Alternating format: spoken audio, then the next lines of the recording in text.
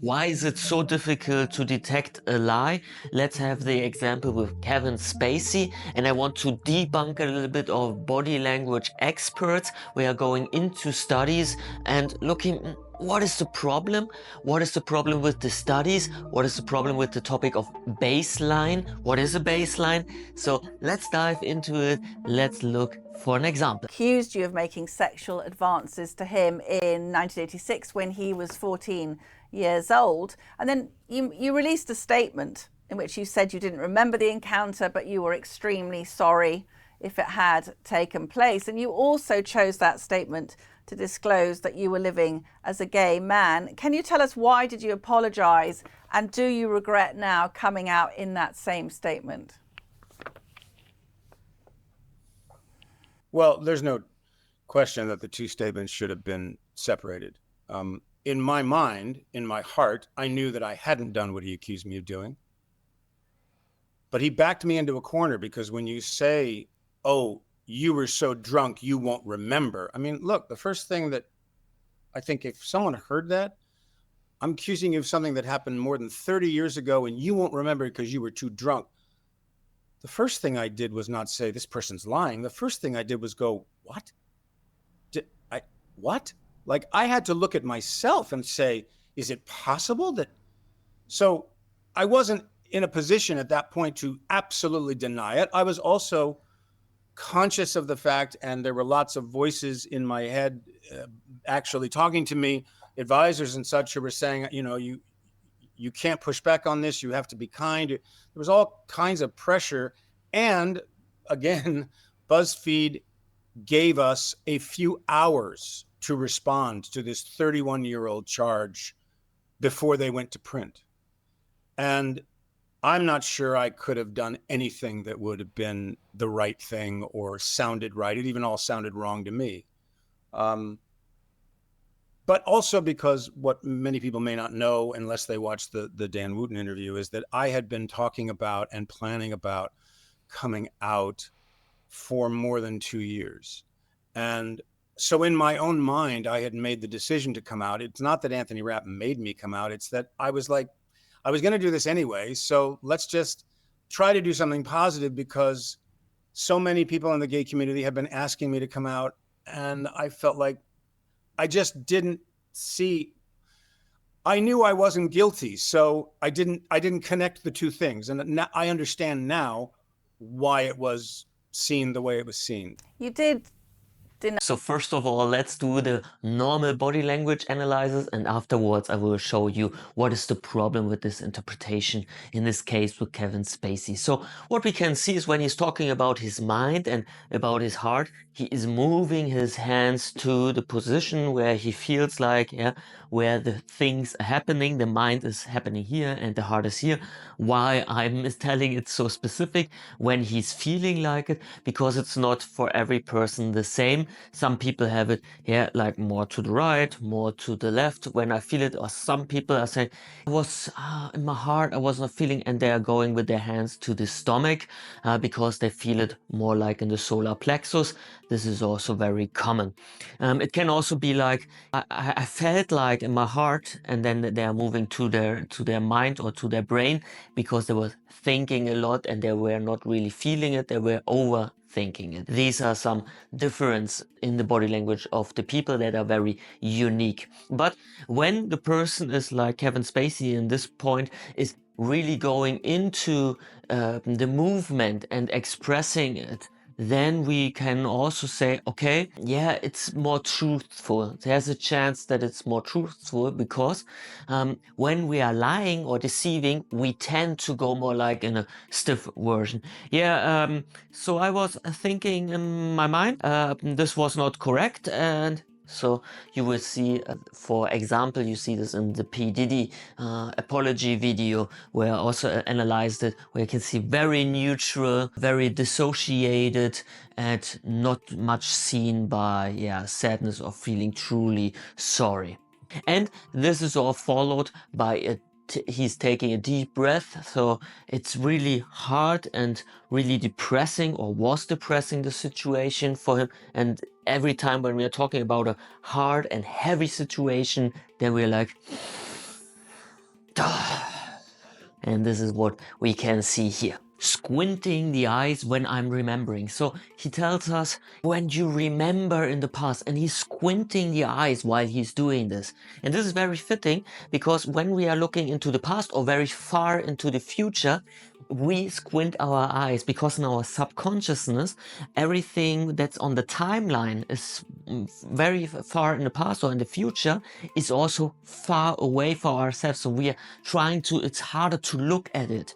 When we are going into the meditation, we're looking to a trauma, for example, and it's very far away. So we are trying, squinting the eyes like, and look out for old things we cannot remember and then popping up. So this is very fitting, also speaks that he's telling the truth in this moment. And the other thing is when he's like, when somebody is telling you this and he's making this shocked movement, and this is also very, very fitting for someone who's telling the truth. He's recreating and acting this part of when he got confronted with the idea that he sexually harassed somebody, and it's like, this is a shock movement. So the shock movement is you're doing something, looking normally, and then suddenly you hear a loud explosion, for example. Loud explosion, a loud accusation, could be something like this, a hard accusation, then you're like, ugh, and then you're getting in the shock. So it's a movement, it's a fast impulsive movement, and the eyes widening up, trying to look what's happening and looking into the direction. This is what we are normally do in a shock situation. The reason therefore is that our body, our subconsciousness is trying to figure out as fast as possible what is happening, danger, you have to defend yourself. And this is not only with explosion, also with an accusation. And then I'm trying to find out what is happening. What are you telling me? And this shows me also that he was shocked in this moment. When I knew it already, the sexual harassment, then I wouldn't be shocked. Then my movement of the head would be more like, ah yeah, okay. And the eyes wouldn't move. So he's really reenacting this part of the traumatization or the accusation, better said. I think he's telling the truth in this moment. The problem with this analysis is, you already heard me saying it, reenactment. And he is a goddamn good actor. So he is very aware of his body language and how to manipulate it. So let's have an example in this very, very good movie scene. I do a shitload of reading and studying and praying, and I've come to a few conclusions I want to share. But look at politicians and celebrities on the TV and the newspapers, glossy magazines. What do they see? I'm just like them. That's what they say. I'm special. I'm different. I could be any one of them. Well, guess what? You can't. You know why? Because in reality, mediocrity is where most people live. Mediocrity is the elephant in the room. It's ubiquitous. Mediocrity in your schools, it's in your dreams, it's in your family. Those of us who know this, those of us who understand the disease of the dull, we do something about it. We do more because we have to. The deck was always stacked against us. You're either a big leaguer or you're a slave clawing your way onto the C train. Some people say Jack Abramoff moves too fast. Jack Abramoff cuts corners. Well, I say to them, if that's the difference between me and my family having a good life and walking and using the subway every day, then so be it. I will not allow my family to be slaves. I will not allow the world I touch to be vanilla. You say I'm selfish? Fuck you! I give back plenty. You say I got a big ego? Fuck you twice! I'm humbly grateful for the wonderful gifts that I've received here in America, the greatest country on this planet. I'm Jack Abramoff. And oh yeah, I work out every day.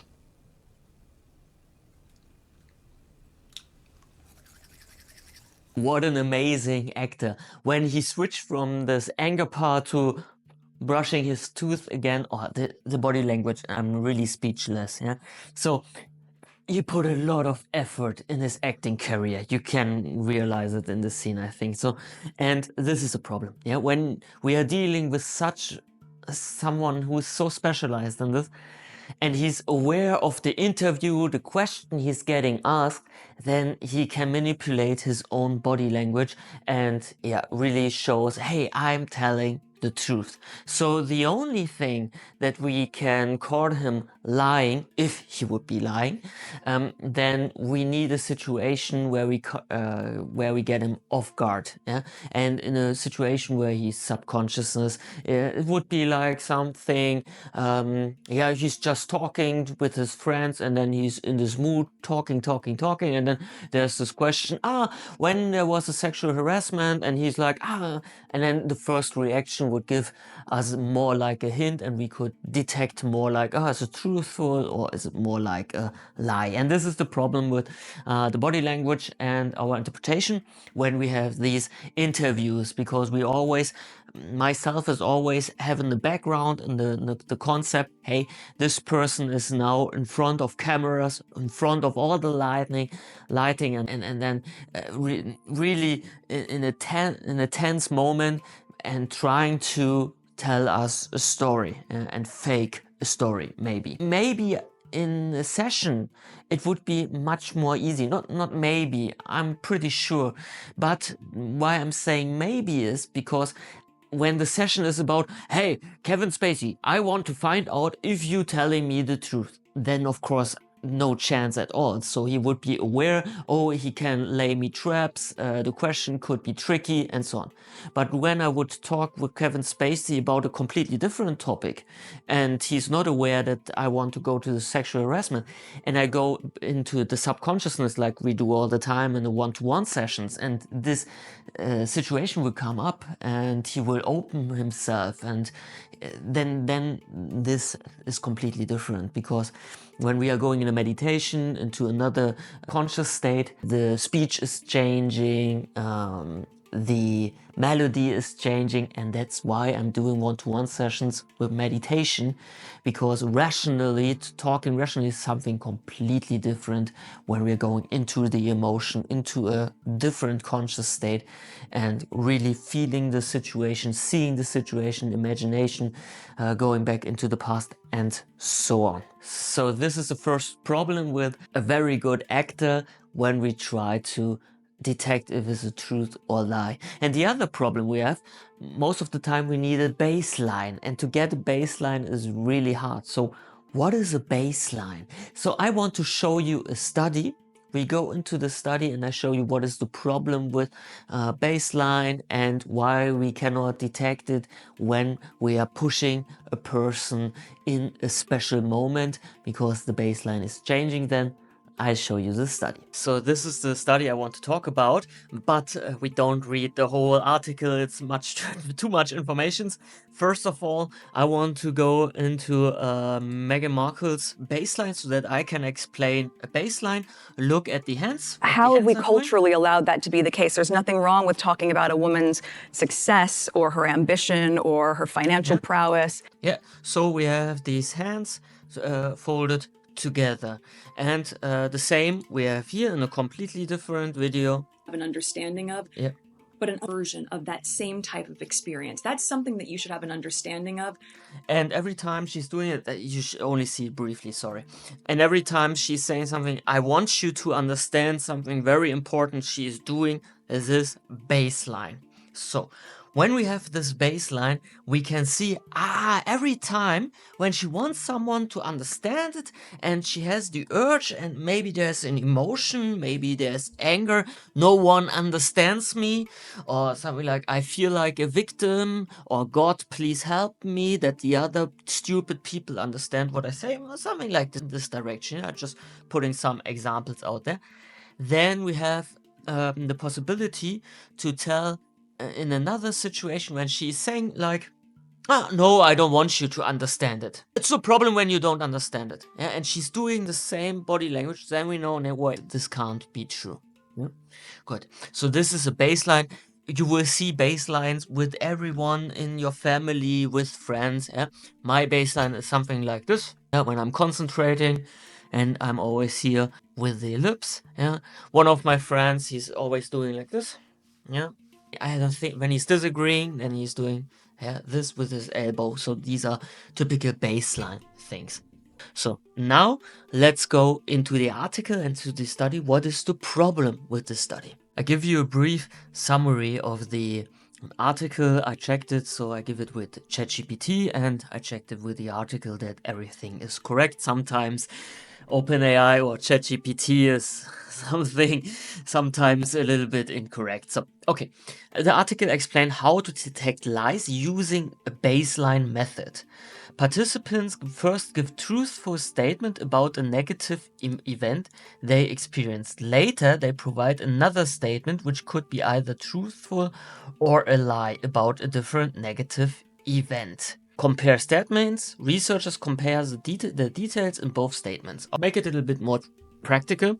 Yeah, they put the participants in a room and they said, "Okay, tell something you already have experienced, and then we give you, it's just a story, and you still tell the story, but the story is not real and was not happening in your life. Now we have to decide which story of this was the right one or the truthful one or whatever." And here is the problem again, because the baseline is changing. First of all, we have this person in a different setting. He is in a different room, he is in a social experiment, and of course he knows it. Maybe he didn't know what it was specifically about it, but okay, the area is different. This is what I'm talking about, Kevin Spacey, and when I have him in a one-to-one session in a comfortable situation, or when he's talking with friends and he's like, I catch him off guard, yeah, let's say, then it would be different. But when someone is saying, okay, now please tell the story, so the instruction was, please tell the story, would have happened, really would have been happening. And this is very, very difficult when a person is going in the state, and when the story was written very well, and he's like imagining this situation, and he has no moral obligation. So someone wants that I'm lying, then also a resistance is gone. So you cannot test in this experiment. You won't find it out if the baseline can show you a lie or a truth. But I have to say, the following is correct. That's why I'm doing my body language videos a little bit different. We can only say which emotion happens in the person. Is this person angry? Is this person sad? Is the person fearful? But I cannot say if it is really a lie or is the truth. To give you an example, when Kevin Spacey in his subconsciousness is completely suppressed the trauma, the conflict with the other man and the sexual harassment, and he completely suppressed it. This is possible. We can completely suppress traumas. We can that we don't remind anything out of our past. This is possible. And maybe to make it even a little bit more extreme, I'm completely convinced that this didn't happen and I was everything correct in the situation I did. Let's make it a little bit extreme. So when I'm talking about, no, there was no sexual harassment. Oh, I had so much fun with this man, and everything was nice and good. Then he doesn't need to lie. Understand? Because in his world, first thing, it didn't happen, and secondly, even when it's happened, for him, it was no problem. So for him, the truth, this is very strange for us. So even though someone said, did you steal the paprika? And the other person is like, no, I didn't steal it. Because in his world, maybe he was like thinking, oh, it's a gift. And so for him, it was not stealing at all. Because he thought it is a gift. You see, these are the problems with that, with lying and truth. So when I'm doing a body language video, I will always go to the emotions and the belief systems and, of course, speculation. Very important. So yes, of course, there are baselines, but the baseline alone cannot tell you truth or a lie. Why I'm saying this so often, that there is a baseline, because there's another video. This video is made by Municat, and she is saying there is no baseline and everyone is lying about this. So I say definitely is there a baseline, we all know it, but it's not possible to find out only with the baseline truth and lying, to find it or to detect it, not really. And maybe we go deeper into this topic. I can also react on this video, but this will take a lot of effort. So I'm waiting for your reaction, your feedback, your watch time. So when the people are really watching this video till the end and subscribing or whatever, so I can see the reaction, then I know it is worth it, because this is really large effort, even though this video was also already very much work I put and much effort I put into this. So I'm waiting for the reaction, and then we can see if I will do a part 2 or not. Thank you very much for watching. See you in the next video. Bye.